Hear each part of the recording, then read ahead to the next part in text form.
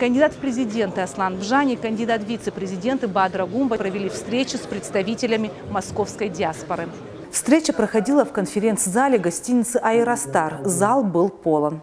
Я очень надеюсь, что встреча будет, как обычно, в хорошей, рабочей, дружественной обстановке. Представителей диаспоры нужно активнее включать в процессы, происходящие в Абхазии, сказал в своем выступлении кандидат в президенты Аслан Бжани. Я буду немного волноваться, буду стараться следить за оборотами речи, за своими эмоциями, с тем, чтобы у нас разговор был предметный и полезный.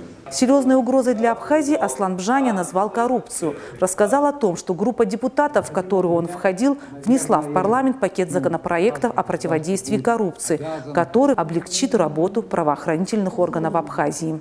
Несмотря на то, что в правоохранительных органах работает достаточное количество честных людей, профессионалов хорошего уровня, в последнее время случилось так, что они задвинуты, они не имеют возможности для принятия ключевых решений.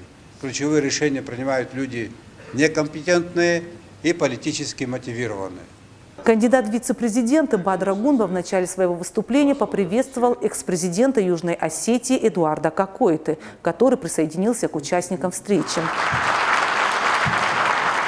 Бадра Гумба отметил, что человек вне своей родины больше ощущает ответственность за страну. Диаспора всегда занималась благотворительной деятельностью. Я здесь вижу людей, которые этим занимаются ежедневно.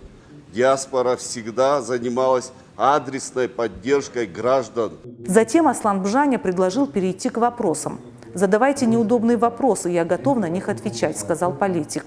Отсутствует сегодня у самих жителей Абхазии вера в то, что что-то можно изменить. Я предложу все свои силы, знания и умения.